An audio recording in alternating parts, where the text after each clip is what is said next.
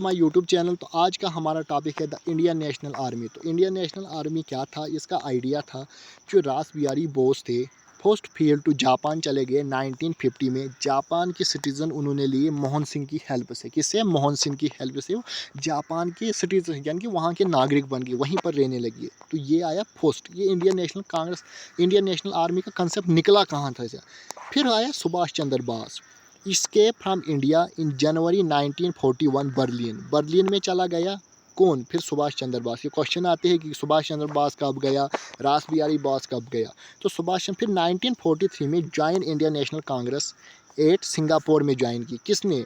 सुभाष चंद्र बोस ने। ये भी क्वेश्चन आई कहाँ पर ज्वाइन। फिर किसकी लीडरशिप के अंदर? रास बिहारी बोस के अंदर। किसने की? सुभाष चंद्र बोस ने, यानी कि इंडियन नेशनल आर्मी ज्वाइन की। उसके बाद इसके हेडक्वार्टर कहाँ थे इंडियन नेशनल आर्मी के? इसके 2 हेडक्वार्टर थे, रंगून एंड सिंगापुर। ये क्वेश्चन आते हैं कि रंगून एंड सिंगापुर किसके हेडक्वार्टर थे? Indian National. 3 फाइटिंग ब्रिगेड थे, यहाँ से भी क्वेश्चन, वो गांधी, आज़ाद एंड नेहरू।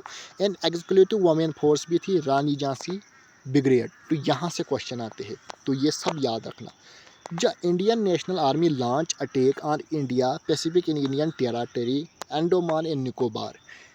तो इन्होंने इंडिया पर अटैक किया, इंडिया समझ कर नहीं, ब्रिटिश समझ कर। कहाँ पर? अंडमान एंड निकोबार में। बट लेटर इनको सराउंडेड, यानी कि पूरी तरीके से ये मानो कि ये अंडमान है, मानो कि ये, एक सेकंड, ये अंडमान ही निकोबार, इन दोनों को सराउंडेड कर दिया गया और इनको कैद बना गया और जेल में डाला। किसने? ब्रिटिशर ने, क्योंकि ये कामयाब नहीं हुई है ब्रिटिशर को भगाने में। तो फिर उसके बाद अंडमान को शहीद कहा जाता है और निकोबार को सवाज कहा जाता है। इनका नाम भी अब शहीद एंड सवाज। किस अंडमान एंड निकोबार को जाना जाता आइलैंड? वो अंडमान एंड निकोबार है। उसके बाद क्या होता है? नवंबर 12 1945 में इंडियन नेशनल आर्मी डे बनाया जाता है, ये आपको पता होना है। Muslim League also join it for the country wide protest. उसके बाद मुस्लिम लीग ने कंट्री वाइड प्रोटेस्ट किया, नहीं जी इन लीडरों को छोड़ दो, ये तो हमारी आज़ादी की बात करें, इनको छोड़ दो।